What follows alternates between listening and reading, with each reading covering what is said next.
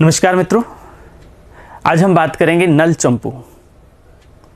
देखिए, नल चंपू की जब भी हम चर्चा करते हैं तो सबसे पहले एक ही विषय वस्तु निकल करके आती है कि चंपू काव्य में नल चंपू का अपना बहुत महत्वपूर्ण स्थान है। सबसे पहले बात करेंगे चंपू काव्य की। तो हम भली भांति जानते हैं, हम संस्कृत के शिक्षार्थी हैं और संस्कृत का शिक्षार्थी भली भांति इस बात को जानता है कि गद्य और पद्य दोनों का जहाँ मिश्रण होता है वह काव्य जो है वो चंपू काव्य कहलाता है। सिंपल सी चीज है कि जहां गद्य और पद्य दोनों समानांतर रूप से चलते हों, जिस भी कृति में गद्य और पद्य दोनों निश्चित रूप से समान रूप से चलते हों, वह शैली चंपू शैली कहलाती है। ठीक है, अब बात करें चंपू शैली के उद्भव की, तो चंपू शैली का उद्भव तो हमें बहुत प्राचीन काल में देखने को मिलता है। यदि हम वैदिक साहित्य का अध्ययन करते हैं, तो वैदिक साहित्य में बहुत सी चीजें ऐसी हैं जो गद्य और पद्य दोनों में समान रूप से चलती हैं। इसका मतलब चंपू शैली का प्रादुर्भाव तो बहुत पहले हो चुका था। फिर हम यूं क्यों कहते हैं कि चंपू काव्य जो है वो लगभग 10वीं शताब्दी के बाद में हमें शुद्ध रूप से चंपू शैली के दर्शन होते हैं। वस्तु स्थिति यह है कि चंपू शैली तो हमें चूंकि प्राचीन काल से देखने को मिलती है, वैदिक काल में चंपू काव्य के दर्शन हमें होते हैं, चंपू शैली के दर्शन हमें होते हैं। लेकिन वहां जो चंपू है वो केवल गद्य और पद्य का मिश्रण था। सामान्य रूप से कहीं अपनी बात को गद्य में कह दिया, कहीं अपनी बात को पद्य में कह दिया, वो वस्तुतः एक चंपू शैली थी। लेकिन 9वीं शताब्दी के बाद में, लगभग 10वीं शताब्दी के बाद में जो चंपू काव्य लिखे गए हैं, उन चंपू काव्यों में एक विशिष्ट प्रकार का एक चमत्कार पैदा हुआ। और चमत्कार हम इसलिए कह सकते हैं क्योंकि उसमें केवल गद्य और पद्य के मिश्रण को ही प्रस्तुत नहीं किया गया, बल्कि गद्य और पद्य के मिश्रण के साथ साथ, गद्य और पद्य के समन्वय के साथ साथ एक नया चमत्कार पैदा किया, जिसमें हम रस की बात कर सकते हैं, जिसमें हम छंद की बात कर सकते हैं, जिसमें हम अलंकार की बात कर सकते हैं, ठीक है, जिसमें हम श्रृंगार की प्रधानता की बात कर सकते हैं। कहने का तात्पर्य क्या हुआ कि विभिन्न प्रकार से एक नया दृष्टिकोण लगभग 10वीं शताब्दी के बाद में हमें देखने को मिलता है। इसलिए चंपू काव्यों का जो वास्तविक स्वरूप है वो 10वीं शताब्दी के बाद निखर करके सामने आता है। ये वस्तु स्थिति आपको ध्यान रखनी है। परंतु चंपू शैली के दर्शन हमें वैदिक काल से होते हैं, ये बात भी हमें मूल रूप से ध्यान रखनी है। वस्तुस्थितियां देख लेनी है कि प्रश्न क्या पूछा गया है, प्रश्न में शैली क्या है, उनका उद्देश्य क्या है, क्या जानना चाहते हैं, इस आधार पर आपको उसका उत्तर तय करना है। ठीक है, तो ये तो हुई गद्य और पद्य के समन्वय की बात, चंपू शैली की बात। अब हम बात कर रहे हैं नल चंपू की। तो देखिए, यदि नल चंपू की चर्चा करें तो नल चंपू का अपने आप में बहुत महत्वपूर्ण स्थान है। इसलिए महत्वपूर्ण स्थान है क्योंकि नल चंपू में मैं जिस चमत्कार की बात कर रहा हूं, जिसमें काव्य की बात, दोनों पक्षों की बात कर रहा हूं, जिसमें कला पक्ष की मैंने चर्चा की, मैं भाव पक्ष की बात करता हूं, ठीक है, छंद रस अलंकार की हम बात करते हैं, व्याकरण की परिनिष्ठ शैली की हम बात करते हैं, व्याकरण की परिष्कृत शैली की हम बात करते हैं, व्याकरण की शुद्ध शैली की हम बात करते हैं। ये सारा दृष्टिकोण जो है हमें नल चंपू में देखने को मिलता है। नल चंपू के रचनाकार त्रिविक्रम भट्ट अपने आप में बहुत विद्वान थे, ठीक है, और इनकी विद्वत्ता का परिमाण, इनकी कृति नल चंपू है, अपने आप में खास है। विषय वस्तु की दृष्टि से खास नहीं है, क्योंकि विषय वस्तु की दृष्टि से हम श्रीहर्ष के नैषधीय चरितम को देखते हैं, वहां भी नल और दमयंती के श्रृंगार का वर्णन है, नल और दमयंती के प्रेम की कहानी है। तो नल चंपू में भी नल और दमयंती के प्रेम की कहानी है। फिर नया क्या है? यहां विषय वस्तु कुछ अलग है, वहां विषय वस्तु कुछ अलग है। विषय एक ही है, ठीक है, लेकिन उसको बात को कहने का तरीका अपना अपना हो सकता है, सभी का अपना अंदाज हो सकता है, सभी की अपनी स्किल हो सकती है, सभी की अपनी शैली हो सकती है, अभिव्यक्ति का माध्यम हो सकता है। इसलिए नल चंपू को हम बहुत महत्वपूर्ण स्थान देते हैं। ठीक है, तो आइए नल चंपू के बारे में कुछ विशेष जानकारियां देते हैं। सबसे पहले हम बात कर रहे हैं नल चंपू के रचनाकार की। तो नल चंपू के जो रचनाकार हैं वो कौन है? त्रिविक्रम भट्ट। नल चंपू के रचनाकार के रूप में हम त्रिविक्रम भट्ट को स्थान देते हैं, त्रिविक्रम भट्ट को जानते हैं। ठीक है, अब हम एक बात को विशेष रूप से आपको ध्यान रखना है कि हम क्या करते हैं, कई बार ऐसे बहुत गहराई में चले जाते हैं। मैं मेरी हर क्लास के प्रारंभ में कहता हूं कि हमें बहुत गहराई में नहीं जाना बंधुओं। हमें प्रश्न ढूंढने, प्रश्न का उत्तर कहां से मिल रहा है, वस्तु स्थिति कहां है, हमें उसमें जाना है। यहाँ पर हम बहुत अंदर उसमें चले गए, उसके अंदर पे हम मोती निकालने की कोशिश कर रहे हैं, और जो किनारे पर जिस विषय वस्तु की हमें तलाश थी, जो मोती पड़ा हुआ था किनारे पर, उसको हम ले नहीं रहे यहाँ पर। ठीक है, और अंदर जाकर के हम उस कीचड़ में फंसने की कोशिश कर रहे हैं। मोती के चक्कर में कई बार हम कीचड़ में फंस जाते हैं। तात्पर्य यह मेरा कि जो मूल विषय वस्तु उसको पकड़िए ना, सवाल पूछा जाएगा नल चंपू के रचनाकार कौन है? त्रिविक्रम भट्ट है। किसका वर्णन किया है? नल और दमयंती का वर्णन किया है। प्रेम का वर्णन है तो कौन सा रस प्रधान है? श्रृंगार रस प्रधान है। ठीक है, कितने उच्छ्वास हैं, कितने उच्छ्वासों में बटा हुआ या किस में बटा हुआ, अध्याय में बटा हुआ है, उसका विभाजन उच्छ्वासों में हुआ है, उसका विभाजन अंकों में हुआ है, उसका विभाजन अन्य किसी परिस्थिति के माध्यम से, अन्य किसी दृष्टिकोण से हुआ है। तो ये चीजें हमें मूल रूप से देखनी है। ठीक है, हमें मूल रूप से ये देखनी है। लेकिन हम जब उसके अंदर के भाव में चले जाते हैं, हम उसके कला पक्ष को ढूंढने की कोशिश करते हैं, तो कहीं ना कहीं हमारे जो प्रश्न होते हैं वो पीछे छूट जाते हैं। तो मेरा तात्पर्य यह है, मूल विषय वस्तु के साथ साथ में जो महत्वपूर्ण जानकारी है, जो परिचय है, क्योंकि हमें मूल रूप से सामान्य परिचय जानना है, हमें मूल रूप से सामान्य परिचय जानना है। और वो सामान्य परिचय सिर्फ और सिर्फ जो है वो प्रारंभिक दृष्टिकोण में, यदि आप भूमिका भी किसी कृति की पढ़ लेंगे अच्छी तरह से, तो मुझे लगता है कि बहुत आसानी से उन प्रश्नों का उत्तर आप निकाल लेंगे।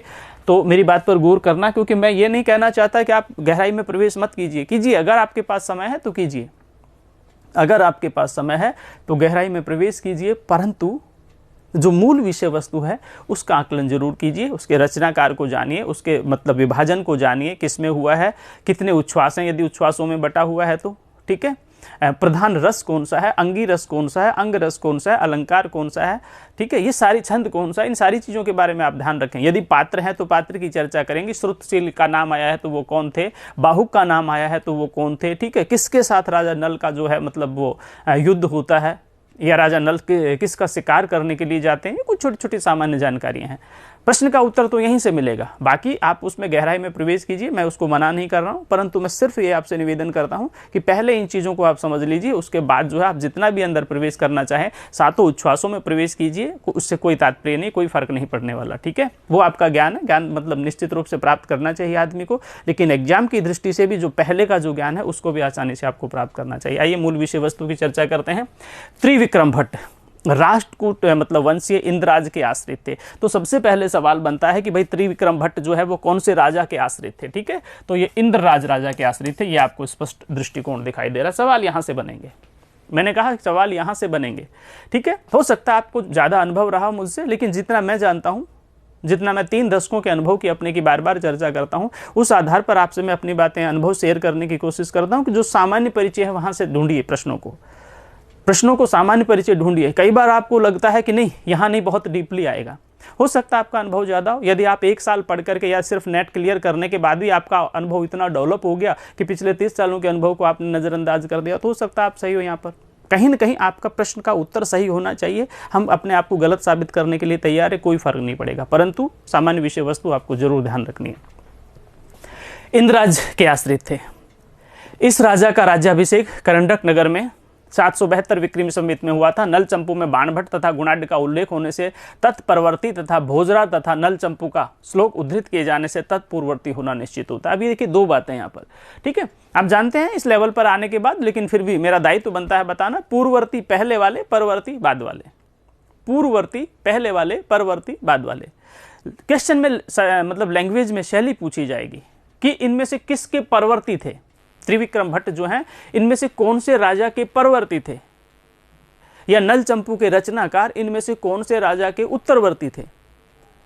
परवर्ती और उत्तरवर्ती, कौन से राजा के पहले थे, कौन से राजा से पूर्ववर्ती थे। ठीक है, तो इस बात का आपको विशेष रूप से ध्यान रखना है, क्योंकि इनके समय को निर्धारित करने के लिए यही एक प्रमाण हमारे पास उपलब्ध होता है। समय को निर्धारित करने के लिए यही एक प्रमाण हमारे पास उपलब्ध होता है कि पूर्ववर्ती और परवर्ती, यदि पहले वाले राजा का वर्णन आपने कर दिया, बाद वाले राजा का वर्णन आपने कर लिया, तो सामान्य सी प्रक्रिया है कि इस राजा को हम बीच में ही रखेंगे, इनके समय को हम बीच में ही रखेंगे। अब सवाल पैदा होता है, ये विक्रमी संवत, और ये तो आप भली भांति जानते हैं, विक्रमी संवत में और सन में जो है, ईस्वी में जो है वो 57 साल का अंतर रहता है। विक्रमी संवत 57 साल पहले चलता है, सन 57 साल पीछे चलती है। जिस भी किसी का विक्रमी संवत से सन या सन से विक्रमी संवत बनानी हो तो आप कर लेना इस बात को। अब बात हम करते हैं कि नल चंपू बाणभट्ट तथा गुणाढ्य का उल्लेख होने से तत्प्रवर्ती। सिंपल सी चीजें समझ में आ गया भाई। नल चंपू में बाणभट्ट का भी वर्णन हुआ है, जो कादंबरी के रचनाकार हैं। ठीक है, जो हर्षचरितम के रचनाकार हैं। बाणभट्ट का भी उल्लेख हुआ है नल चंपू में, और उसके साथ साथ गुणाढ्य जो व्रत कथा, गुणाढ्य की व्रत कथा बहुत ही उपजीवी काम किया है, उसको आधार बनाकर न जाने कितने विद्वानों ने आगे ग्रंथ लिखे हैं। तो इन दोनों का उल्लेख नल चंपू में हुआ है। तो सामान्य सी बात है कि यदि बाणभट्ट का उल्लेख मिलता है, यदि गुणाढ्य का उल्लेख मिलता है, तो नल चंपू के रचनाकार जो त्रिविक्रम भट्ट हैं वो इन दोनों के बाद में हुए होंगे। सामान्य सी प्रक्रिया है, ठीक है।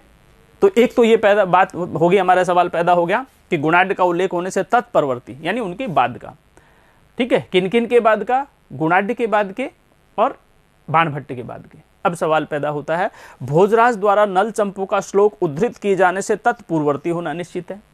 अब राजा जो भोजराज है, राजा भोज का जो हम वर्णन करते हैं, भोजराज का जो हम वर्णन करते हैं, भोजराज के बहुत से साहित्य में नाम मिलता है, बहुत सी कृतियां भोजराज की हमें देखने को मिलती हैं। तो भोजराज ने अपने कृति में, अपनी रचना में वर्णन किया है किसका? नल चंपू के श्लोक का उद्धृत किया है। तो सिंपल सी बात है कि यदि आज मैं किसी का उल्लेख करता हूं तो मुझसे पूर्ववर्ती रहे होंगे।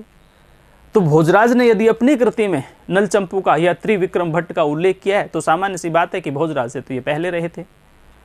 तो सिंपल सी चीज है कि मतलब यदि गुणाढ्य और बाणभट्ट इनके बाद में हुए हैं और भोजराज से पहले हुए हैं तो इनके बीच का ही समय निर्धारित होता है। अब उधर से हम बाणभट्ट को 7वीं शताब्दी के आसपास निर्धारित करते हैं, भोजराज को हम 11वीं शताब्दी के आसपास निर्धारित करते हैं, तो सामान्य सी प्रक्रिया 9वीं 10वीं शताब्दी जो है वो इनकी रही है त्रिविक्रम भट्ट की। समय से पता चलता है यहाँ पर कि 10वीं शताब्दी में ये देखने को मिलते हैं, ठीक है। तो इनका जो समय यदि निर्धारित करने की कोशिश की जाए तो 10वीं शताब्दी के आसपास इनका समय निर्धारित किया गया है। निष्कर्ष यह है, सारे वर्णन का निष्कर्ष यह है कि इनका जो काल है, इनका जो समय है वो 10वीं शताब्दी के आसपास जो है निर्धारित किया गया। देख लेंगे आगे। बाणभट्ट का समय 7वीं शताब्दी था, भोजराज का 11वीं शताब्दी है, अतः त्रिविक्रम भट्ट का समय इन दोनों के बीच में होना निश्चित है। ये सिंपल सी चीज है, इसका वर्णन हमने कर लिया। भाई एक 7वीं शताब्दी के हैं, एक 11वीं शताब्दी के हैं, तो 7 और 11 के बीच में जो 3-4 शताब्दियां इन्हीं के बीच में कोई रहे होंगे। लेकिन जब हमें उल्लेख मिलता है कि इस राजा के आश्रित थे, यदि राजा का काल हमें पता है तो सामान्य सी बात है उसी के समकालीन रहे, ये तो कोई विवाद का विषय है ही नहीं। तो ये चीजें आपको ध्यान रखनी, क्योंकि सवाल बनते हैं यहाँ से, ठीक है। हम एक श्लोक को पढ़ते चले जाते हैं, एक श्लोक को पढ़ते चले जाते हैं, ठीक है। उस श्लोक में कुछ नहीं लिखा, उस श्लोक में तो कहानी है, जो कहानी हम वैसे भी बता रहे हैं आपको। जो श्लोक हैं, जो 7 उच्छ्वास हैं, ठीक है, ये 7 उच्छ्वास भी ध्यान रखना आप। तो जो 7 उच्छ्वास हैं, उन 7 उच्छ्वासों में तो उनके प्रेम की ही तो कहानी है, नल और दमयंती के प्रेम ही की तो कहानी है। एक एक श्लोक में नहीं, बल्कि 15-15 श्लोक जो है वो श्रृंगार पर चले जाएंगे, 15-15 श्लोक जो है वो नायिका के सौंदर्य पर निकल जाएंगे, 20 श्लोक जो है वो नायक के सौंदर्य पर, नायक की वीरता पर निकल जाएंगे। मजबूरी थी इन लोगों की, इन लोगों की इस तरह से सौंदर्य का चित्रण करना इनकी मजबूरी थी। किन लोगों की? कवियों की मजबूरी बता रहा हूं, क्योंकि हमने लिखा है, सबसे ऊपर देखा कि इंद्रराज के आश्रित थे। अब जो आश्रय में रहेगा वो तो जिसके गीत गाएगा उसके बारे में लिखना ही पड़ेगा, जिसकी रोटी खाएगा उसके गीत गाने ही पड़ेंगे, ठीक है। हो सकता है मेरी बात से लोग इत्तेफाक न रखें, लेकिन सच्चाई यही है। चाहे आप हिंदी का रीतिकाल देख लीजिए, चाहे आप बिहारी देख लीजिए, जितने भी आश्रित कवि थे, अपने आश्रयदाताओं के आश्रय में जो रहते थे, उनको उनके बारे में लिखना ही पड़ता था। यहाँ पर उनकी व्यवस्था कह सकते हो, उनकी मजबूरी कह सकते हो, ठीक है, या फिर आप अपने दृष्टिकोण से कुछ भी कह सकते हो। इसलिए इस शब्द का मैं प्रयोग कर रहा हूं यहाँ पर, क्योंकि आश्रय में जो व्यक्ति थे वहां पर इस तरह से मतलब अतिशयोक्तिपूर्ण वर्णन करते थे, ठीक है। झूठा तो हम नहीं कह सकते, लेकिन अतिशयोक्तिपूर्ण वर्णन करते थे, और मुझे लगता है कि अतिशयोक्ति में झूठ ही आ जाएगी कहीं ना कहीं। पर वास्तविकता एक अलग दृष्टिकोण है, ठीक है। दमयंती के सौंदर्य का चित्रण किया गया तो दमयंती सुंदर है, ठीक है, परंतु आश्रय में रहने वाले जो व्यक्ति थे, आश्रय में वो इस तरह का सौंदर्य का चित्रण करते थे जो कहीं न कहीं मतलब अतिशयोक्तिपूर्ण हो जाता था। बिहारी करते हैं, बिहारी नायिका के सौंदर्य का वर्णन करते हैं। मिर्जा राजा जयसिंह के मतलब सानिध्य में रहे और नायिका के सौंदर्य का वर्णन किया, तो पान खाती हुई जो है उसके गले में से पान का जो लाल रंग है वो भी उतरता हुआ उसको दिखाई दे रहा है यहाँ पे। क्या ये अतिशयोक्तिपूर्ण वर्णन नहीं है? मैं आश्रय की बात कर रहा हूँ। आश्रयदाताओं में कहीं न कहीं इस प्रकार का दृष्टिकोण हमें देखने को मिलता था कि मतलब निश्चित रूप से वो अपनी ही बड़ाई करवाते थे, अपना उल्लेख करवाते थे। यही वस्तु स्थिति मैं यहाँ पर बताने की कोशिश कर रहा हूँ कि मतलब आश्रय में रहे हैं तो कहीं न कहीं मतलब उन्होंने इसका उल्लेख किया है। आश्रयदाता राजा समय 10वीं शताब्दी का पूर्वार्ध है। त्रिविक्रम भट्ट सांडिल गोत्री ब्राह्मण थे, ठीक है ना। तो मतलब ये आश्रयदाता राजा की 10वीं शताब्दी तो हो ही गई यहाँ पर, तो समय इनका 10वीं शताब्दी हो ही गया है। सांडिल गोत्री ब्राह्मण थे। प्रश्न मिलता है आपको, पिता देवादित्य और पितामह श्रीधर, पितामह दादा होते हैं।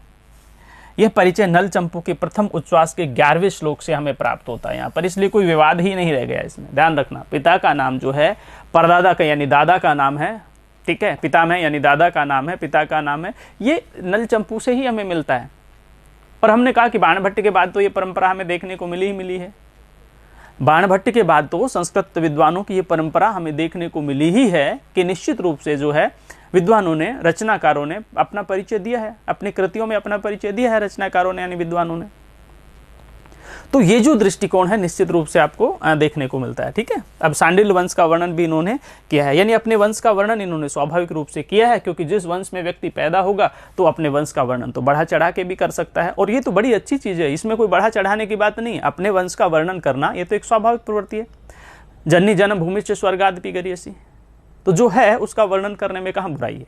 ठीक है, जिस दृष्टिकोण से आता है, जिस परंपरा से आता है, जिस विद्वत परंपरा से व्यक्ति आए हैं, पितामह मतलब दादा परदादा जिस परंपरा से आए हैं, और उसी परंपरा को यदि हम आगे बढ़ा रहे हैं उस वंश परंपरा को, तो इसमें कोई, मुझे नहीं लगता है कोई अतिशयोक्तिपूर्ण वर्णन है। ठीक है, हम केवल आश्रय की अतिशयोक्ति का वर्णन करें, वंश परंपरा तो जो है। निष्कर्ष क्या है, त्रिविक्रम भट्ट का जो स्थान है सॉरी उसकी हम चर्चा कर रहे हैं। त्रिविक्रम भट्ट का जो जन्म स्थान है, कौन से क्षेत्र से आते थे उसका हमने वर्णन किया। ठीक है, कौन से गोत्र से आते थे उसका हमने वर्णन किया। पिता का नाम हमने यहाँ पर देखा, पितामह का नाम हमने यहाँ पर देखा। ठीक है, आश्रयदाता का नाम हमने यहाँ पर देखा, और हमने इनके काल को निर्धारित करने का प्रयास किया है। हम बात कर रहे हैं त्रिविक्रम भट्ट की, और त्रिविक्रम जो भट्ट हैं वो नल चंपू के रचनाकार हैं। आइए आगे सवाल करते हैं इनकी कृतियों के। किसी भी रचनाकार की जो कृति हमारे सिलेबस में लगी है उसके पैरेलल दूसरी कृति के बारे में भी पूछा जा सकता है, समानांतर दूसरी कृति के बारे में पूछा जा सकता है। सवाल बनता है, ध्यान रखना, आपको ध्यान रखना है, यदि नल चंपू लगा हुआ है तो नल चंपू के रचनाकार त्रिविक्रम भट्ट की किसी अन्य कृति के बारे में भी पूछा जा सकता है कि कौन सी कृति इनमें से है त्रिविक्रम भट्ट की और कौन सी कृति त्रिविक्रम भट्ट की नहीं है। बहुत पहले भी इस तरह के सवाल बने हैं। ठीक है, सभी में किसी भी रूप में हम पढ़ते हैं तो विभिन्न प्रकार से इस तरह के सवाल बनते हैं जो भी। ठीक है, यदि मतलब उसने कहा था हिंदी की कहानी सिलेबस में लगी हुई है तो पूछ लिया कि मतलब उसने कहा था कि अतिरिक्त कौन सी कहानी जो है वो है मतलब इस रचनाकार की है। ठीक है, तो बुद्धू का कांटा उसमें आया गया था, इस तरह से सवाल पूछे जाते हैं यहाँ पर। ठीक है, मैं न सिर्फ हिंदी की बात कर रहा हूँ बल्कि मैं उदाहरण देने की कोशिश कर रहा हूँ कि इस तरह से सवाल पूछे जाते हैं। तो त्रिविक्रम भट्ट की दूसरी जो कृति है उसका नाम है मदालसा चंपू। ठीक है, दो चंपू इन्होंने लिखे, एक इन्होंने मदालसा चंपू लिखा और एक इन्होंने नल चंपू लिखा। नल चंपू को हम पढ़ रहे हैं, मदालसा चंपू का भी आपको नामकरण ध्यान रखना है और ये उनकी कृति है, इसको ध्यान है। मदालसा चंपू, ये चंपू कोल्याश्च, ऋतुध्वज तथा गंधर्व तनिया मदालसा की प्रणय कथा पर आधारित है। ठीक है, अंदर नहीं जाएंगे, उसके अंदर नहीं जाएंगे क्योंकि वो हमारे सिलेबस का विषय नहीं है। ठीक है, हमारे सिलेबस का विषय नल चंपू है। नल चंपू में हम अंदर भी प्रवेश करेंगे, पात्रों की चर्चा करेंगे, लेकिन जो मदालसा चंपू है, जैसे यहाँ पर गंधर्व तनिया मदालसा की हम बात कर रहे हैं, ये इसके अंदर हम प्रवेश नहीं करेंगे। बस केवल मदालसा चंपू इनकी रचना है, इसके बारे में आपको विशेष रूप से ध्यान रखना, समय आपके पास है, पढ़ लेना। हम बात कर रहे हैं इस चंपू में मूल कथा को कवि ने अपनी कल्पना शक्ति से संजाया संवारा है। वर्णन वैशिष्ट में कवि का कवित्व जो है ये इसमें प्रांजल भाषा शैली और मदालसा की हमने चर्चा की है। मैंने कहा हम केवल नामकरण की बात कर रहे हैं, इसकी जो वस्तु स्थिति है वो हमारा विषय नहीं है, आपको विशेष रूप से इस पर ध्यान रखना है। ठीक है, अब हम मूल रूप से जो अपनी कृति है नल चंपू है इसकी हम चर्चा कर रहे हैं कि नल चंपू में केवल और केवल, नल चंपू में केवल और केवल जो है वो नल का वर्णन किया गया है, राजा नल का वर्णन किया गया है। राजा नल और दमयंती की प्रेम कहानी का चित्रण किया गया है। नैषधीय चरितम में आपने यही देखा है, नैषधीय चरितम नामक जो कृति है, निषद देश के राजा नल का वर्णन उसमें किया गया है। ठीक है, और भीमसेन की पुत्री दमयंती का उसमें वर्णन किया गया। वही वस्तु स्थिति, वही कथानक यहाँ पर नल चंपू में उठाया गया है। ठीक है, यहाँ पर नल के सौंदर्य का चित्रण किया गया है, दमयंती के सौंदर्य का चित्रण किया गया है। दोनों एक दूसरे से मिलने से पहले की स्थिति, जिसको हम संस्कृत साहित्य में, हम भाषा में हम पूर्व अनुराग कहते हैं। ठीक है, नायक और नायिका का पूर्व अनुराग कहते हैं।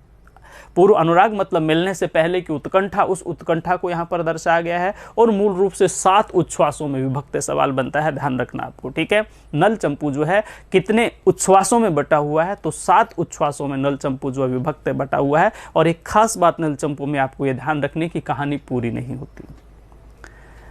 दोहरा रहा हूं अपनी बात को, नल चंपू में आपको विशेष रूप से यह देखना है कि मतलब नल चंपू की जो कहानी है वो पूरी नहीं होती। नल चंपू की जो कथा वस्तु है वो हमें अपूर्ण ही प्राप्त होती है, ऐसा विद्वानों का मत है। और न सिर्फ विद्वानों का मत है बल्कि जब आप पढ़ के देखेंगे तो पूर्ण रूप से जो वस्तु स्थिति है वो पूरी नहीं होती। जब हम नल चंपू के अतिरिक्त नल दमयंती की प्रेम कहानी को पढ़ेंगे, नैषधीय चरितम को पढ़ेंगे या अन्य किसी कहानी के माध्यम से, अन्य किसी कृति के माध्यम से, हम रचना के माध्यम से जानने की कोशिश करेंगे, तो हंस के माध्यम से जो वार्तालाप आपस में हुआ और दोनों मिले, नल और दमयंती मिले, दोनों का प्रणय हुआ, दोनों का विवाह हुआ, ठीक है, परिणय हुआ, पहले प्रणय यानी प्रेम और उसके बाद परिणय यानी विवाह हुआ, मिलन हुआ और एक सुखद अंत उसमें देखने को मिलता है। परंतु नल चंपू में ऐसा नहीं मिलता। नल चंपू में क्या है कि बस दोनों पहले उत्कंठित दिखाई देते हैं, ठीक है, और उत्कंठा के बाद जैसे जैसे मतलब उनके मिलने का समय आता है तब तक रचनाकार के जो 7 उच्छ्वास है वो पूरे हो जाते हैं। रचनाकार के जो 7 उच्छ्वास हैं वो पूरे हो जाते हैं और ऐसा लगता है कि ये कृति जो है वो अधूरी रहती, क्योंकि जिस ढंग से इन्होंने बड़ा व्यापक और विस्तृत ढंग से वर्णन किया है उससे तो ऐसा लगता है कम से कम 20-25 सर्ग मतलब उच्छ्वास इनको लिखने पड़ते तब जाके कहानी पूरी होती। अब क्यों उन्होंने बीच में छोड़ा या अधूरा हमें मिलता है, इसके बारे में तो ये एक शोध का विषय है, लेकिन हमें निश्चित रूप से ये देखना है कि ये जो वस्तु स्थिति है प्राय अधूरी सी ही प्रतीत होती है, ठीक है। ये बात आपको विशेष रूप से ध्यान में रखनी है, क्योंकि 7 उच्छ्वासों में वो जो कहानी लेकर के चले थे, वो जो विषय वस्तु लेकर के चले थे, वो पूर्ण रूप से हमें अप्राप्त दिखाई देती है, उसका जो परिपक्व रूप है वो हमें दिखाई नहीं देता। ध्यान रखना इस बात का, ठीक है। हम बात कर रहे हैं नल चंपू की। देखिए अब इसमें जो 2-3 महत्वपूर्ण प्रश्न बनते हैं इसके बारे में आपको और देख लेंगे, हम इसकी चर्चा कर रहे हैं। इससे पहले और मैं 2 बातें आपको बता देना चाहता हूं कि नल चंपू की, मैंने कहा कि जो स्टोरी है, नल चंपू की जो कहानी है, उस कहानी की हम चर्चा कर रहे हैं। केवल और केवल नल और दमयंती के प्रेम को यहां पर उजागर किया गया है। 7 उच्छ्वासों में विभक्त है नल चंपू, 7 उच्छ्वासों में बटा हुआ है। कहानी हमें प्राय विषय वस्तु है जो अधूरी सी प्रतीत होती है। मूल रूप से पहले राजा नल के व्यक्तित्व का वर्णन किया गया है, ठीक है। निषधा नगरी का वर्णन किया गया, जैसे नैषधीय चरितम में भी क्या निषद देश के राजा नल का हम वर्णन करते हैं, ठीक है। उसी प्रकार से निषधा क्षेत्र का वर्णन किया गया है, पहले बड़ी भूमिका बनाई गई है, उसमें निषद क्षेत्र जो है पर्टिकुलर उस निषद क्षेत्र के राजा नल के व्यक्तित्व का वर्णन किया गया है। और फिर इतना लंबा लेकर के चले गए, इतना व्यापक दृष्टिकोण उन्होंने दे दिया कि मतलब एक के बाद एक मतलब वो वर्णन ही करते चले गए। अगर राजा नल के सौंदर्य का वर्णन किया है तो फिर विभिन्न प्रकार से हजारों उपमानों के माध्यम से राजा नल के ही सौंदर्य का, अब कथा वस्तु तो आगे बढ़ेगी ना, ठीक है। इस तरह से उनका चित्रण किया गया है। फिर दिखाया गया है कि मतलब राजा एक बार जो है कोई व्यक्ति आकर के सूचना देते हैं, कि भाई उन्हें के किसी व्यक्ति का कि भाई कहीं न कहीं मतलब किसी सूकर ने, जिसको हम सुअर कह सकते हैं देसी भाषा में, तो किसी सूकर ने बहुत उत्पात मचाया हुआ है और जंगलों को मतलब अस्त व्यस्त कर रहे हैं जंगल में, और जो हमारी खेती आसपास है उसको भी मतलब नष्ट भ्रष्ट कर रहे हैं। इस तरह से एक विशाल सूकर का वर्णन जो है वो कथानक के प्रारंभ में हमें देखने को मिलता है। तो राजा सोचते हैं कि भाई यदि सूकर है तो चलते हैं, एक बार देखते हैं, सूकर के साथ मनुष्य का शिकार भी करेंगे। शिकार का मतलब प्राचीन काल में आखेट का शौक तो राजाओं को था ही, तो इस तरह से मतलब वो बाहर निकलने की योजना बनाते हैं, राजभवन से बाहर निकलने की योजना बनाते हैं और इस तरह से धीरे धीरे भूमिका का प्रारंभ होता है, ठीक है। जैसे वो बाहर निकलने की बात बताते हैं तो अब उनको अपने राज्य के बारे में बहुत ज़्यादा चिंतन करने की आवश्यकता नहीं है। तो हम बात कर रहे हैं कि मतलब उनको अपने राज्य के बारे में, राजा नल को अपने राज्य के बारे में बहुत अधिक सोचने की आवश्यकता नहीं है, क्योंकि उनका मंत्री जो है वो इतना मतलब कुशल मंत्री है, इतना श्रेष्ठ मंत्री है कि कंप्लीट अपने राज्य का जो भार है उन्होंने अपने मंत्री के कंधों पर डाल रखा है, ठीक है। वो कभी भी शिकार तो एक दैनिक प्रक्रिया का पार्ट है, वो तो एक हिस्सा है, वो कभी भी न सिर्फ, क्योंकि शिकार तो अपने आसपास के क्षेत्र में ही करना होता है, लेकिन राजा यदि दूर भी चले जाते हैं, राजा यदि यात्रा पर भी चले जाते हैं, राजा यदि विराम भी ले लेते हैं अपने दैनिक कार्यों से, तो भी किसी प्रकार को उनको चिंतन करने की आवश्यकता नहीं है, क्योंकि उनका श्रुतशील नामक एक जो मंत्री है, मंत्री का नाम आपको ध्यान रखना है, ठीक है। मंत्री का नाम आपको ध्यान रखना है, ये मैं बता रहा हूं आपको, कौन सो श्रुतशील नामक जो मंत्री है, ठीक है। ये जो श्रुतशील नामक मंत्री है बहुत महत्वपूर्ण मंत्री है और इनके कंधे के ऊपर, ठीक है, इनके कंधों के ऊपर वो जिम्मेदारियां डालते हैं पूरे राज्य की और वो शिकार करने के लिए योजना बनाते हैं, ठीक है। और अपने एक मंत्री जो अपना सेनापति होता है, अपने सेनापति को कहते हैं कि भाई जल्दी से तुम बाहर चलने की, अर्थात मतलब शिकार करने की, आखेट करने की प्लानिंग कीजिए, अर्थात योजना बनाइए। और वो जो मंत्री है, जो सेनापति है, मंत्री तो श्रुतशील है, जो सेनापति है उस सेनापति का जो नाम है वो भी हमारे यहाँ पर आता है और उस सेनापति का नाम है बाहुक, ठीक है, सेनापति का नाम है बाहुक। तो ये दो नाम आपको विशेष रूप से ध्यान रखने हैं। सवाल बनते हैं, मैंने कहा कि जब कहानी आपको समझ में आ जाती है, पात्रों का ज्ञान आपको हो जाता है कि बाहुक किसका सेनापति था, तो प्रश्न का उत्तर हमें मिलता है। ठीक है, नल के मंत्री का नाम बताइए, तो निश्चित रूप से क्या है, श्रुतसेन उनका नाम आता है। यहाँ पर नल और दमयंती की कथा है, ये प्रेम का चित्रण है, तो श्रृंगार प्रधान होगा ही होगा। तो ये सारी की सारी चीज़ें जो है ये प्रश्नों के रूप में हमें देखनी है। बाकी मैंने कहा कि अंदर के श्लोक है, आप पूरे के पूरे 7 उच्छ्वासों को पढ़ जाइए, पूरे 7 उच्छ्वासों को पढ़ जाइए, वर्णन तो वही मिलेगा। क्योंकि पिछले, यदि हम एक श्लोक की चर्चा करेंगे कि आगे के 10 श्लोकों में मतलब अपने व्यक्तित्व का ही वर्णन मिलेगा। ठीक है, आर्यावर्त के ही 20 श्लोकों में वर्णन कर दिया कितना सुंदर हमारा भारतवर्ष है, और उस भारतवर्ष में एक निषधा नगरी है, फिर उस निषधा नगरी के ऊपर 20 और 25 श्लोक चल जाते हैं यहाँ पर। ठीक है, फिर उसका राजा नल है, फिर उस राजा के नल के ऊपर 50 श्लोक जो हैं वो चल जाते हैं यहाँ पर। तो मतलब मैंने कहा कि उसमें से कोई प्रश्न का उत्तर निकल के नहीं आने वाला, प्रश्नों का उत्तर वहां से नहीं निकल के आना। हाँ, जिस श्लोक में प्रश्न बनते हैं उस श्लोक की हम चर्चा करेंगे। ठीक है, जिन श्लोकों में क्वेश्चन बनते हैं उन सारे श्लोकों की हम चर्चा करेंगे। लेकिन 7 उच्छ्वासकों में 20 श्लोक ऐसे होंगे जो आपको प्रश्न दे करके जाएंगे। लेकिन भूमिका के 2 पेज में 20 क्वेश्चन ऐसे होंगे जो कहीं न कहीं आपको प्रश्न बनकर के रूप में आपके सामने उपस्थित होंगे यहाँ पर। इसलिए किसी भी ग्रंथ की भूमिका पढ़िए, किसी भी ग्रंथ का जो पहले का भाग है वो पढ़िए। यहाँ पर क्यों पहला चैप्टर लगाया जाता है, क्यों पहला उच्छ्वास लगाया जाता है, क्यों पहला अंक लगाया जाता है सिलेबस में, क्यों? क्योंकि पहले अंक से जितनी भूमिका बन सकती है वो सारी की सारी भूमिका बन जाती है यहाँ पर। ठीक है, क्यों? किसी कृति का जब सामान्य परिचय लगा दिया गया तो सामान्य परिचय में आप 7 उच्छ्वास नहीं पढ़ेंगे। सामान्य परिचय का मतलब है उसका राजा कौन है, उसका नायक कौन है, उसकी नायिका कौन है, उसमें रस कौन सा है, छंद कौन सा, अलंकार कौन सा है। ठीक है, यदि पात्र है तो वो पात्र कौन से, यही तो हम चर्चा करते हैं। इन चीज़ों पर आप अधिक गौर कीजिए, फिर यदि समय है तो फिर उसके अंदर प्रवेश कीजिए। तो हम बात कर रहे थे कि मंत्री की, तो मंत्री के ऊपर अपनी सारी जिम्मेदारी छोड़ते हैं और बाहुक को, अपने सेनापति को कहते हैं कि भाई ठीक है, आप जल्दी से चलने की तैयारी कीजिए। वो वहाँ पर जाते हैं, ठीक है, शिकार खेलने के लिए जाते हैं। एक विशाल सूकर से उनका मुकाबला होता है, सूकर यानी सुअर से उनका मुकाबला होता है, और बहुत ही व्यापक दृष्टिकोण युद्ध का दर्शाया है यहाँ पर। ठीक है, एक सुअर के साथ न सिर्फ शिकार का वर्णन है बल्कि एक सुअर के साथ एक भयंकर युद्ध का चित्रण उन्होंने किया है, भूमिका बनाई यहाँ पर। अंततः उसको मार दिया जाता है, उस सुकर को मार दिया जाता है राजा के द्वारा। ठीक है, मैंने कहा कि इस सुअर के वर्णन में और युद्ध के वर्णन में उसने कितना ही मतलब पूरा लगभग 1 उच्छ्वास जो है वो लगभग 1 उच्छ्वास जो है वो खत्म कर दिया। थोड़ा सा आगे कहानी फिर आगे चलती है, हालांकि प्रथम उच्छ्वास अभी और है, लेकिन आधे से अधिक उच्छ्वास में तो इस तरह से युद्ध का और भूमिका का ही वर्णन चल जाता है। तो वहां तो आप 15 श्लोक यदि छोड़ भी देंगे तो कुछ नहीं होने वाला, केवल युद्ध की भूमिका का ही वर्णन उसमें किया गया। हाँ, कोई उपमान यदि है, कोई विशेषण यदि है तो वहां से हम निकालेंगे, उसको निकालने की हम कोशिश करेंगे।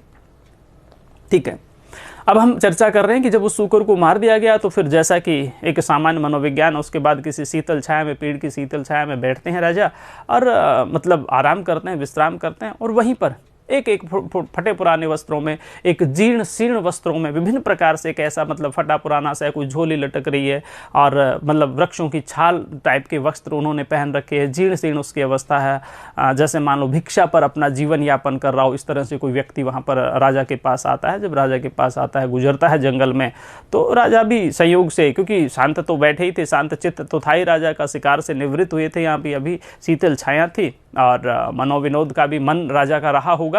तो इस तरह से मतलब उस व्यक्ति के जब प्रवेश होता है राजा के पास में, तो राजा उससे थोड़ा परिचय प्राप्त करते हैं उसका, और उसको कहते हैं कि भाई तुम कोई ऐसी मनोविनोद करने वाली घटना या फिर कोई ऐसी कोई चमत्कारी घटना सुनाओ जो तुम्हारे जीवन में घटी हो, या फिर मुझे भी आनंद आए, इस तरह से मनोरंजन भी कह सकते हैं उसको, चमत्कार से परिपूर्ण घटना भी कह सकते हैं, मनोविनोद भी कह सकते हैं, किसी भी प्रकार से हम कह सकते हैं कि मतलब कुछ ऐसा इंटरेस्टिंग टॉपिक आप मुझे सुनाइए जिससे मतलब मेरा भी चित्त प्रसन्न हो जाए। ठीक है, तो वो जो व्यक्ति है जो भिखारी के बीच में आता है, जीर्ण शीर्ण वस्त्रों में आता है, वो कहता है कि हाँ मैं सुनाता हूँ आपको। जैसे ही मैं गुजर रहा था वहाँ पर, तो वर्णन करता, वहाँ पर दक्षिण प्रांत का वर्णन करता है कि वहाँ पर एक राजकुमारी है और उस राजकुमारी के बारे में मैंने पहले भी सुन रखा था, लेकिन दर्शन देखने का मतलब उसको दर्शन करने का सौभाग्य मुझे प्राप्त हुआ और मैंने उसको देखा, और फिर उसके अद्वितीय सौंदर्य का वर्णन करने लग जाता है वहाँ पर। ठीक है, क्योंकि उसको तो कथा वस्तु को विस्तार देना है, कवि को कथा वस्तु को विस्तार देना है, उसमें रोचकता लाना है, उसमें इंटरेस्ट लाना है, उसमें जिज्ञासा पैदा करना है। यही तो चंपू का चमत्कार है। ठीक है, यही तो कवि का कवित्व है। एक साधारण सी घटना को वो चकाचौंध से परिपूर्ण कर देते हैं, एक साधारण सी घटना वो कल्पना का मिश्रण करके वास्तविकता से थोड़ा दूर उसको ले जाते हैं। यथार्थवादी है दृष्टिकोण। ठीक है, नल और दमयंती ऐतिहासिक पात्र रहे हैं, लेकिन उनमें एक तरह से जिज्ञासा पैदा करना, एक तरह से उनके मिलने के लिए उत्कंठा पैदा करना, ये तो कवि की कल्पना है। तो उसका धीरे धीरे जैसे जैसे वो वर्णन करते हैं कि भाई उसके सौंदर्य का वर्णन करते हैं, ठीक है, उसके स्वरूप का वर्णन करता है, उसके लावण्य का वर्णन करता है, तो फिर राजा का मन धीरे धीरे उस नायिका के प्रति आकर्षित होता है कि कौन है। और उसने कहा कि मतलब मैंने किसी को उससे कहते हुए सुना था उस नायिका से कि दक्षिण में कोई राजा है, मतलब कोई राजकुमार है, और फिर वो इतना सुंदर राजकुमार है, उसके बारे में भी आपको जानना चाहिए। मतलब इधर नायिका को किसी दक्षिण के राजकुमार के बारे में, किसी राजा के बारे में बताया जा रहा है, और इधर यहाँ पर राजा को, ठीक है, किसी नायिका के बारे में बताया जा रहा है, ठीक है। उधर से नायिका के मन में, दमयंती के मन में जो है वो नल के प्रति, नल या जो भी कोई, हालांकि उसको पता नहीं वो नल है, लेकिन कोई व्यक्ति तो है। जब उसके व्यक्तित्व का वर्णन किया जाता है कि इस तरह से कोई बाहुबली है, इस तरह से कोई तेजस्वी व्यक्ति है, इस तरह से कोई राजकुमार है, और उस नायिका को बताया गया कि तुम्हें उससे मिलना चाहिए। और इधर से ये जो व्यक्ति जो फटे पुराने वस्त्रों में आता है, ये नायिका के बारे में बताया कि मैंने ऐसा सुना था किसी दक्षिण में, मतलब किसी के दक्षिण राजकुमार का वर्णन वो कर रहे थे, उस नायिका को किसी व्यक्ति के द्वारा कहा गया था। सामान्य सी प्रक्रिया है कि उस व्यक्ति के द्वारा, जो व्यक्ति अभी अभी राजा के पास आया है, उस व्यक्ति के द्वारा राजा के मन में दमयंती के प्रति एक अनुराग पैदा किया गया है, उसके प्रति एक आकर्षण का भाव जगाया गया है, ठीक है। और उधर से उसको कहानी बताई गई कि मैंने सुना था कि कोई उससे कह रहा था, इस तरह से व्यक्ति, कि उधर से किसी आपको एक ऐसा राजकुमार या कोई ऐसा राजा है, उसके बारे में आपको जानना चाहिए, ठीक है। मुझे लगता है कि पूर्ण रूप से वो आपके अनुरूप है। उधर से नायिका के मन में अनुराग है, इधर से नायक के मन में अनुराग है, ठीक है। इस तरह से ये कहानी धीरे धीरे आगे बढ़ती है। हमने कहा कि जब हम नैषधीय चरितम की चर्चा करते हैं, बीच में इसलिए लेकर के आना पड़ता है क्योंकि दोनों की कहानी बिल्कुल समान है। जब हम नैषधीय चरितम की चर्चा करते हैं तो वहाँ पर हंस के माध्यम से, ठीक है, सुंदरता का बखान होता है। वो हंस ही आवागमन करता है, हंस मतलब समाचार लेकर के आता है, दमयंती का नल के पास जाता है, फिर नल की बात जा करके उधर बताता है, ठीक है। यहाँ और दोनों का अनुराग वहाँ पर दिखाई देता है। यहाँ पर दूसरे ढंग से जो है इस कथा वस्तु को विस्तार देने की कोशिश की है, लेकिन अनुराग यहाँ भी वैसा ही है, पूर्व अनुराग वहाँ भी वैसा ही है, ठीक है। नायक और नायिका दोनों एक दूसरे के प्रति आकर्षित हैं, दोनों के मन में एक दूसरे को जानने की जिज्ञासा है, दोनों के मन में एक दूसरे के बारे में जान पहचान बढ़ाने की उत्कंठा उनके मन में है, और ये उत्कंठा धीरे धीरे आगे बढ़ती है, ठीक है। हालांकि पहला जो उच्छ्वास है वो यहीं पर इस तरह से खत्म हो जाता है, और दोनों के मन में उत्कंठा पैदा करने के बाद, और उसके बाद फिर आगे धीरे धीरे, मतलब जो 7 उच्छ्वास में कहानी बढ़ती है। मैंने कहा कहानी इस ढंग से बढ़ती है कि धीमी गति है। जो नल चंपू की जो कहानी है बहुत धीमी गति से बढ़ती है, डायरेक्ट नहीं कि मतलब एक वस्तु स्थिति को बता दिया, अब नायक और नायिका का मिलन किस ढंग से होता है, ये कहाँ वो कैसे मिलते हैं उसका वर्णन है, ठीक है। यदि एक वर्णन करने लग गए, मैंने कहा कि उसके सौंदर्य का वर्णन करने लग गए, तो फिर सौंदर्य में ही लंबी व्यवस्था गुजार दी, ठीक है। फिर आगे यदि किसी नगरी का वर्णन किया जाए कि वो कहाँ की राजकुमारी थी, उस नगरी का वर्णन किया गया, तो फिर 50 श्लोकों में उस नगरी का ही चिंतन होता है यहाँ पर, ठीक है। तो जो तारतम्यता है वो कहीं न कहीं बनी नहीं रह पाती। हालांकि लोग कहते हैं कि बहुत सुंदर है चंपू, ठीक है, इसकी विषय वस्तु बहुत अच्छी है, उत्कृष्ट है, कहानी अच्छी है, सब कुछ अच्छा है, लेकिन जो विस्तार दिया गया है वो विस्तार थोड़ा सा अधिक है। संभवतः यही कारण रहा है कि इतना विस्तार दे दिया कि कथानक फिर आगे पूरा नहीं हो पाया। परिस्थितियां विपरीत हो सकती हैं, किसी भी कारण से परिस्थिति विपरीत हो सकती है, समय नहीं मिला होगा, राजा का आश्रय समाप्त हो गया होगा, ठीक है, शरीर ने काम करना बंद कर दिया होगा, वृद्धावस्था, कोई भी कारण हो सकता है, कारण कोई भी हो सकता है, लेकिन कहीं न कहीं कहानी हमें अधूरी सी मिलती है यहाँ पर, क्योंकि पूर्ण रूप से उसका मिलन हमें वास्तविक रूप से जिस ढंग से मिलन होना चाहिए था वैसा मिलन हमें नल चंपू में देखने को नहीं मिलता। तो मेरा कहने का तात्पर्य है, ये जो कहानी है 7 उच्छ्वासों का दृष्टिकोण है, ये आपको ध्यान रखना है। 7 उच्छ्वास आपको ध्यान रखने हैं। श्रृंगार रस प्रधान है, ये आपको ध्यान रखना है। मंत्री श्रुतशील है, इसका आपको नाम याद रखना है। सेनापति बाहुक है, इसको आपको नाम याद रखना है। नायिका दमयंती है, और नायक जो है वो निषद देश के राजा जो हैं नल हैं। ये कथा वस्तु आपको ध्यान रखनी है। अब आगे हम मंगलाचरण की चर्चा करते हैं कि किसका मंगलाचरण में किसको नमस्कार किया गया है, किन किन कौन से कवि को नमस्कार किया गया है, कौन से राजा को नमस्कार किया गया है, कौन से पर्वत को नमस्कार किया गया है, किस नायिका का उल्लेख यहाँ पर दमयंती के अलावा कौन सी ऐसी स्त्री पात्र है जिसको नमन किया गया है कवि के द्वारा, ठीक है। कुछ ऐसे दृष्टिकोण है जहाँ से एकाध क्वेश्चन बनते हैं, उसकी हम चर्चा करेंगे। मंगलाचरण में तो सवाल बनता ही बनता है, आगे के श्लोकों में भी जहाँ जहाँ क्वेश्चन बनते हैं उनकी हम चर्चा करेंगे, अन्यथा जो कहानी है कथानक है उसको हम विस्तार देने की कोशिश करेंगे। सबसे पहले देखते हैं, जयति गिरी सुत्वया काम संतापम वाही नुरसी रस निषेक चंदन चंद्रमौली तद्नु विजयंते कीर्ति भाजाम कविनाम मस्कृदम बिंदु चंदिनो वाग विलासा। सबसे पहले मैं बता रहा हूं यहां पर केवल और केवल, मैंने कहा आपको श्लोक जानने की आवश्यकता नहीं है, श्लोक का अर्थ जानने की आवश्यकता नहीं है, समझना है समझ लीजिए, जानना है जान लीजिए। आवश्यकता आपको किसकी है कि किसको प्रणाम किया गया है, ठीक है। मंगलाचरण में किसको मतलब नमस्कार किया गया है, या मंगलाचरण आशीर्वादात्मक है, या मंगलाचरण नमस्कारात्मक है, या मंगलाचरण किसी अन्य कोटि का है, वस्तु निर्देशात्मक है। ये चीज़ें आपको ध्यान रखनी है, क्योंकि जो प्रश्न बनता है। बाकी यदि आप स्टोरी को पढ़ना चाहते हैं, इंटरेस्टिंग स्टोरी को पढ़ना चाहते हैं, तो नीचे आपको ये PDF दी गई है, ये अर्थ दिया गया है, इस अर्थ के माध्यम से आप इसको पढ़ सकते हैं।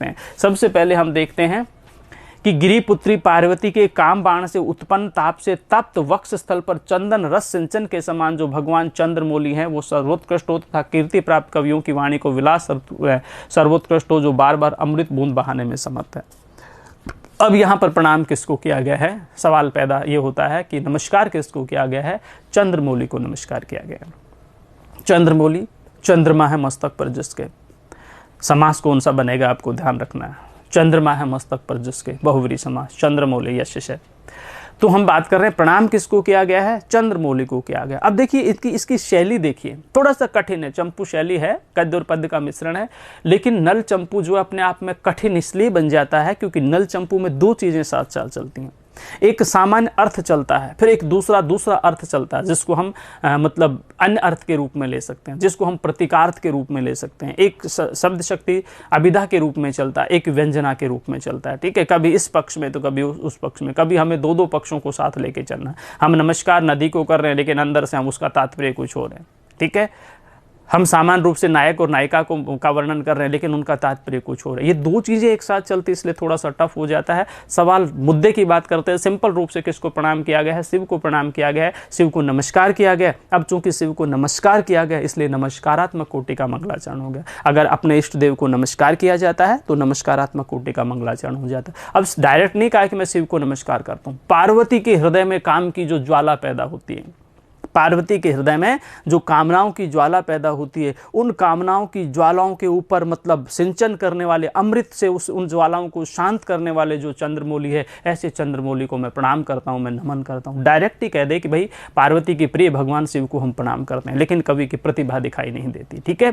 कवि की प्रतिभा दिखाई नहीं देती, ठीक है। इन्होंने अपने आप को विनम्र माना है, पर मैं समझता हूं कि इसमें इन्होंने अपने आप को विनम्र नहीं माना, बल्कि अपने आप को थोड़ा सा और अधिक दुर्लभ दर्शाने की कोशिश की है। बार बार कुछ ऐसे एग्जाम्पल देने की कोशिश की है, कुछ ध्रुव और कुछ कठिन। और कहा भी है कि यदि किसी श्लेष के कारण से मतलब काव्य जो है वो कठिन हो जाए तो उसमें अतिशयोक्तिपूर्ण वर्णन नहीं समझना चाहिए। यदि कोई काव्य समझ से परे हो जाए तो उसमें अतिशयोक्तिपूर्ण वर्णन नहीं समझना चाहिए, क्योंकि ये कवि की प्रतिभा है। तो मुझे लगता है कि सामान्य रूप से अपनी प्रतिभा को प्रदर्शित किया गया होगा कवि के द्वारा, ठीक है। विनम्र होना एक अलग बात है, समाज के सामने अपने आप की विनम्रता दर्शाई गई है, लेकिन कहीं कहीं उसमें अपने कवित्व को, अपने विशेष गुण को भी कवि के माध्यम से दर्शाने का प्रयास किया गया है।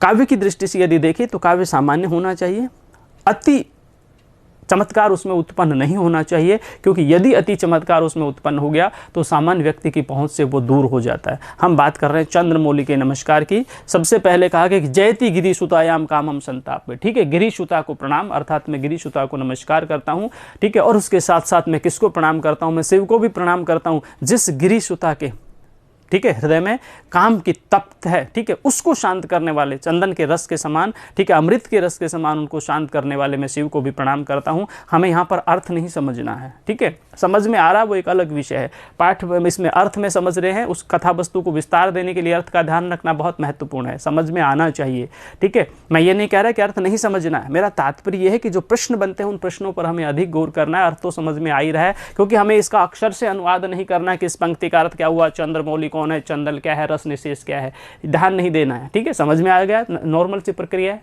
सामान्य भाषा में लिखा हुआ समझ में आ गया। यदि इस श्लोक को पढ़ेंगे, हिंदी अर्थ को पढ़ेंगे तो अपने आप ही मैच कर लेंगे उसको। तो विषय वस्तु ये नहीं है, विषय वस्तु ये है कि प्रणाम किसको कहा गया, गिरिसुता को प्रणाम किया गया, चंद्रमौली को प्रणाम किया गया, ठीक है। और यहाँ पर पार्वती का वर्णन किया, उसके बाद मतलब चंद्रमौली का यानी शिव का वर्णन किया, और ये इन सभी का आशीर्वाद जो है वो कवियों के ऊपर बना रहे, जिससे कवि अपनी प्रतिभा को आगे बढ़ाते रहे। नमस्कार किया गया, तो जो प्रणाम किया गया है उसकी चर्चा आपको ध्यान रखनी है।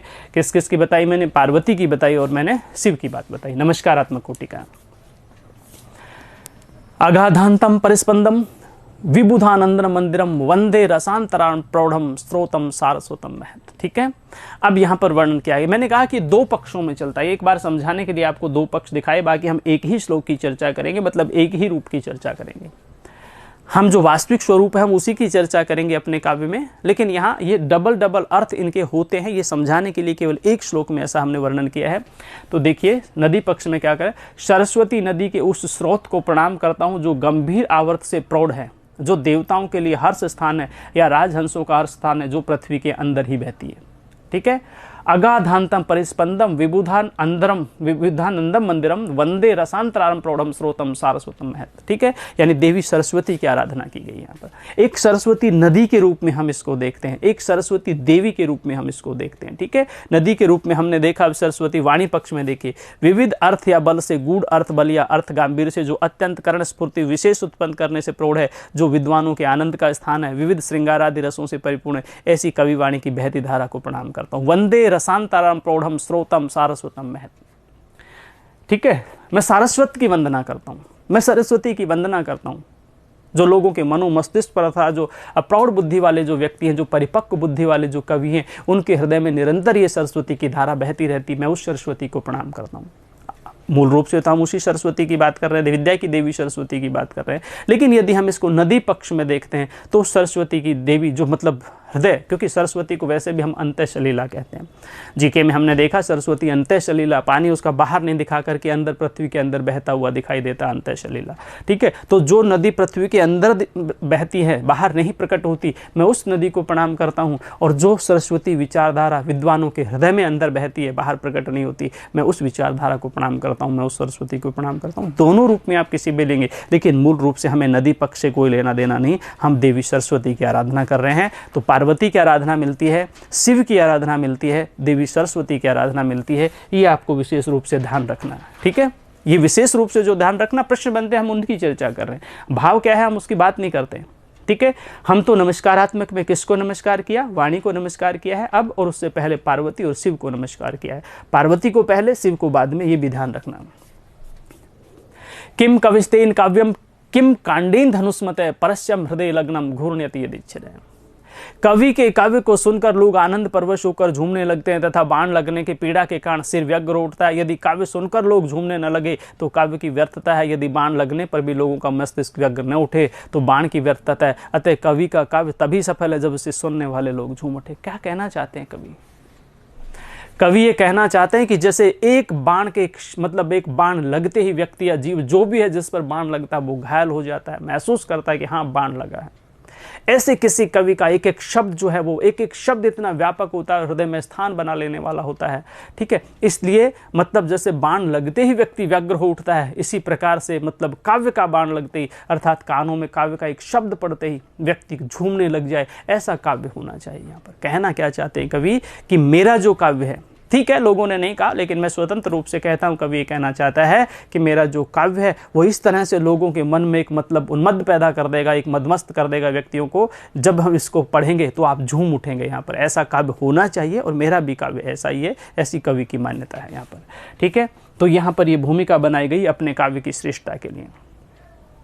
प्रणाम किया गया है साधारण मनुष्यों के साथ साथ यदि आप जिस व्यक्ति के पास रहोगे, यदि आप मतलब आप बहुत विद्वान भी नहीं है, आप विद्वानों के पास रहोगे तो विद्वानों जैसा सम्मान पाओगे यहाँ पर। ठीक है, क्योंकि कंकड़ पत्थर या फिर एक छोटा सा कांच का टुकड़ा यदि मणियों के बीच में पड़ा रहता है तो वो भी मणियों के समान सम्मान पा जाता है। इस तरह का एक दृष्टिकोण दिया है। कवि अद्वितीय प्रतिभा के धनी थे, इसमें कोई शक नहीं है।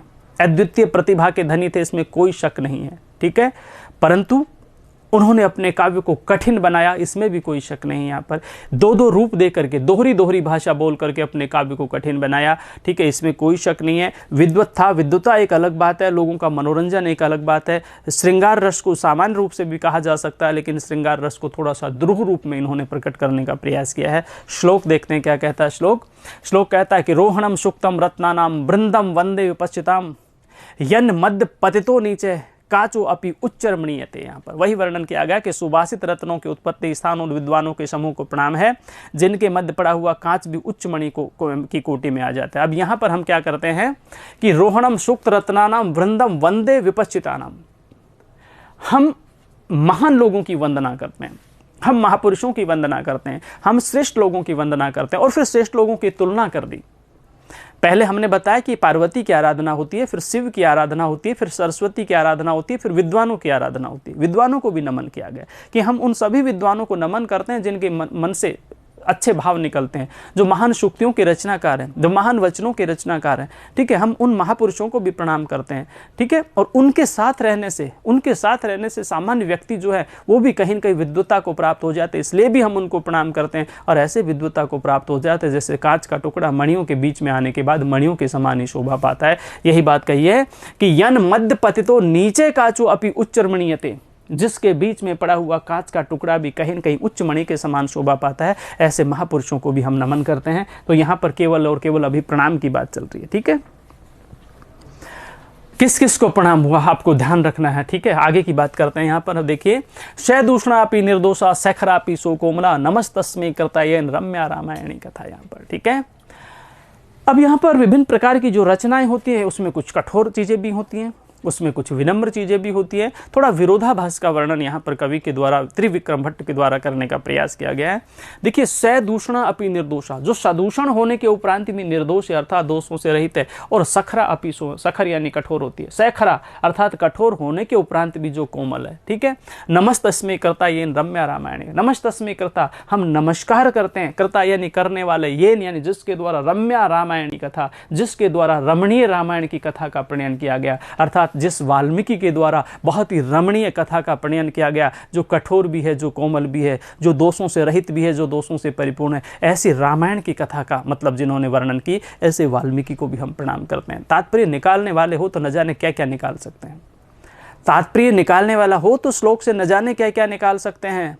ठीक है, लेकिन हमें केवल सकारात्मक दृष्टिकोण रखना है। यहाँ पर कुछ कई बार व्यक्ति ऐसे होते हैं जो मतलब छिद्रान्वेषी हो जाते हैं, कई बार व्यक्ति ऐसे होते हैं दूसरों में दोष ही दोष निकालते हैं, कई बार व्यक्ति ऐसे होते हैं दोषों को नज़रअंदाज कर देते हैं। हमें सकारात्मक दृष्टिकोण पर ध्यान देना है, इसमें जो अच्छी चीज़ है उसको ध्यान रखना है कि त्रिविक्रम भट्ट के द्वारा रामायण के रचनाकार वाल्मीकि को नमन किया गया है, महाकवि वाल्मीकि को प्रणाम किया गया है। यदि नकारात्मक रूप से निकालें तो हम इसमें रामायण में भी दोष निकाल देंगे। यहाँ पर कवि की भाषा को यदि हम पकड़ते हैं तो रामायण में भी दोष निकाल देंगे, लेकिन हमें सकारात्मक दृष्टिकोण से केवल और केवल रामायण पर नमन करना है और रामायण के रचनाकार को नमन करना है।